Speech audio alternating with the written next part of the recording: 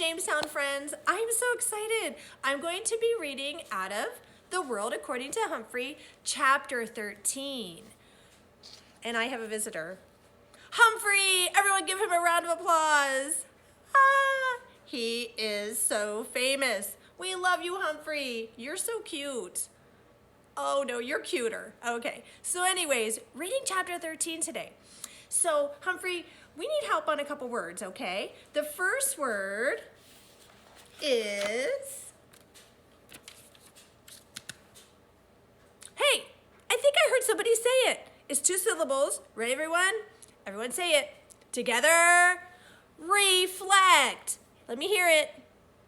Yes, if you reflect on something, that means you're thinking about things. Like, it's good to think about past experiences, to think about what could happen in the future. So you're reflecting, you're thinking about things.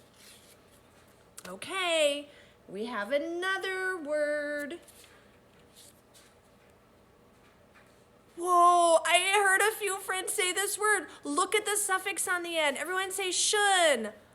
Mrs. McClymon's favorite suffix. Now say expression.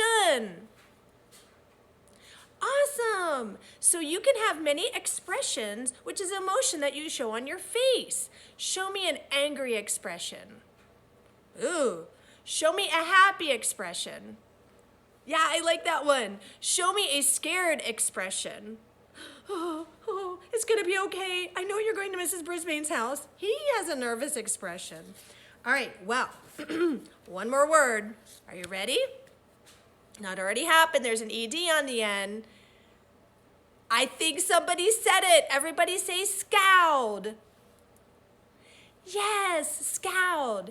A scowled is, you can have a scowl on your face. It's not very pleasant. It is an angry expression on your face. So everybody scowl. Yes, somebody in chapter 13 is going to be wearing a scowl. That could be a noun. Or they are scowling. Ooh, verb. Okay, so let's get into this, Humphrey. I am so nervous about reading this chapter and you're going home with Mrs. Brisbane. It's okay. It's all right. Okay, I think I need a little coffee. All right, settle down. Okay, Humphrey, we're ready. We're ready. No, you're not supposed to be drinking coffee. All right. Oh, okay. Whew. Let's go. Thanks, but no thanks. Page 102, chapter 13. Since Mrs. Brisbane didn't say a word to me on the drive home, I had time to reflect on the last few months. I had not had a bad experience with any of my families I had visited. In fact, they had all been gracious and welcoming, except Miranda's dog Clem, but I knew how to handle him. In return, I lent them a helping paw here and there. After all, you can learn a lot about yourself by getting to know another species. I was overdue for trouble, and I was likely to get it at Brisbane's house of horrors. That's how I pictured her home, decorated with skeletons and bats and eerie jack-o'-lanterns all year long. I was shivering at the picture I had in mind when Mrs. Brisbane actually spoke. Humphrey, I need you like I need a hole in the head, she complained. The same to you, I squeaked back rudely, knowing she wouldn't understand. I don't know what Bert's going to say about you, but whatever it is, it won't be pleasant. Nothing he says is lately, she continued. Bert? Who's Bert? When I realized it must be her husband, the one who's sick, well, I was certainly not looking forward to meeting him based on what I just heard. It won't be much of a Thanksgiving, she said. We don't have much to be thankful for this year, but I'll try. Well, good for you, I squeaked. She almost smiled. Thanks for the support. The Brisbane house was yellow, with white shutters and lots of big trees. Colored leaves covered the front yard. Oh, Humphrey, I can just picture that. And on top of everything else, I have to rake, Mrs. Brisbane said through gritted teeth. Everybody grit your teeth. Inside, the house was surprisingly cozy. Not a skeleton or a bat in sight. Lots of pretty pictures on the wall and some big yellow flowers in a vase on the table. "Bert, I'm home," Mrs. Brisbane called out. A few seconds later, an old man rolled into the room in a wheelchair. His gray hair was uncombed and stuck out in places it shouldn't.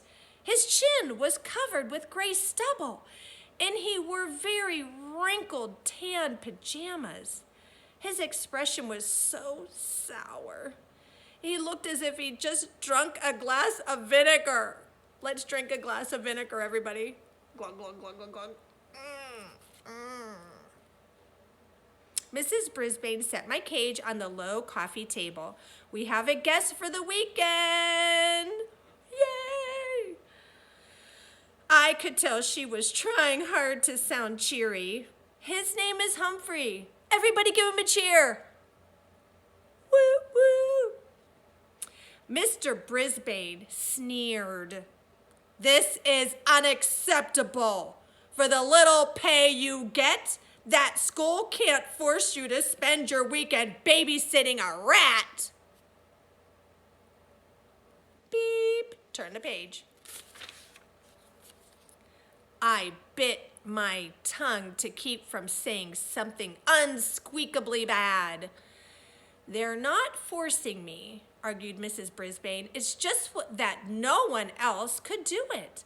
Let's not make a mountain out of a molehill." Pardon me, but I resented being called a molehill almost as much as being called a rat. Mrs. Brisbane quickly changed the subject. "I thought you were going to get dressed today." "Why should I? I'm not going to see anybody," Bert Brisbane growled. "Except you and the rat." Mrs. Brisbane got up and walked out of the room without saying another word. Boy, nobody in room 26 could get away with talking to Mrs. Brisbane like that. I wished I could send her husband to Principal Morales' office right now. Everything was real quiet around the house for a while. Mrs. Brisbane changed her clothes to jeans and moved my cage onto a card table in the corner of the living room. Then she sat down and read The Guide to the Care and Feeding of Hamsters and the chart my classmates kept on me. "Looks like your friends have been taking good care of you," she said. "Very, very, very good," I squeaked. She fed me and gave me clean water, and then she and Mr. Brisbane ate dinner in some other room while they watched TV. They went to bed early. I'll bet they didn't say 2 words to each other.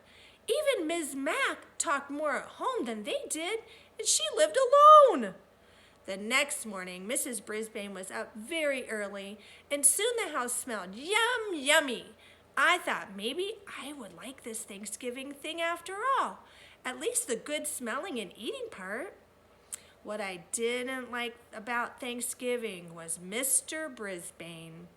While Mrs. Brisbane was clattering pots and clicking pans and making things smell good, he sat in his wheelchair in the living room and frowned. No, I know a better vocabulary word. Scowled. Remember? After a while, he called into the kitchen. "Sue, why don't you stop all the cooking and just sit down for a minute?" Mrs. Brisbane popped her head out the door and said it wouldn't be Thanksgiving without turkey and all the trimmings. Then Mr. Brisbane said he didn't have anything to be thankful for. Mrs. Brisbane went back to the kitchen and banged around some pots and pans again. That sour expression on the old man's face was starting to get to me. So I decided to take a little spin on my wheel. Oh, good job, Humphrey, you're exercising. I really got that thing down. I'm sorry. I really got that thing going at high speed. I was going so fast, I couldn't even see whether Mr. Brisbane was smiling or frowning. Finally, Mrs. Brisbane came into the room to sit down. "Would you look at that, Sue?"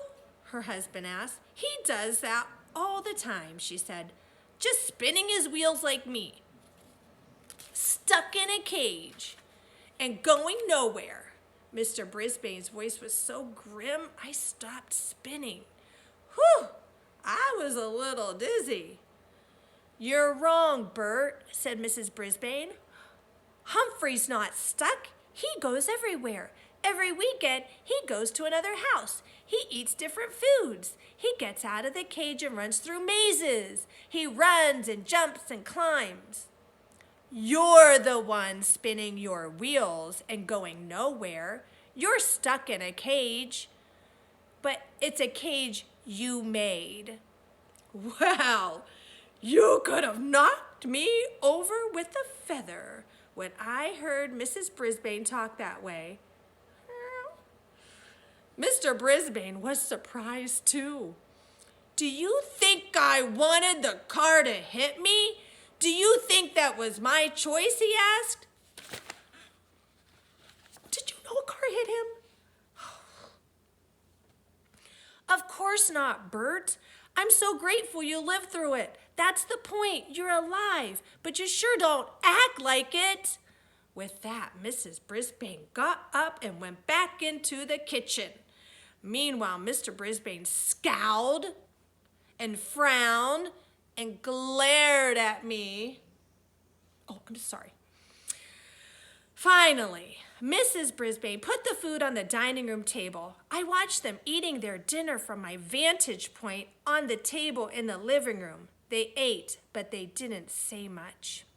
"The food is delicious," Mr. Brisbane finally said. "That's the nicest thing I've heard him say so far." "Thank you," Mrs. Brisbane replied. There was silence for a while. Then Mr. Brisbane said, "Just think, last year after Thanksgiving dinner, Jason and I threw the football around the backyard. Now I'm stuck here and Jason is in Tokyo." "Let's call him, Bert," his wife suggested. "It's too early there," he said. "We'll have to call later." "Football? Jason? Tokyo? You can learn a lot if you stop spinning and start listening." I listened late that night when they called Jason, who turned out to be their grown-up son, who was working in Tokyo, which is far, far, far away, even farther than Brazil, according to the maps in room 26. Boy, there were more Mrs. Brisbanes than I'd ever dreamed. One was mean to me. One was nice to the students. One was a wife. Another one was a mother. One was a cook. One wore dark pantsuits.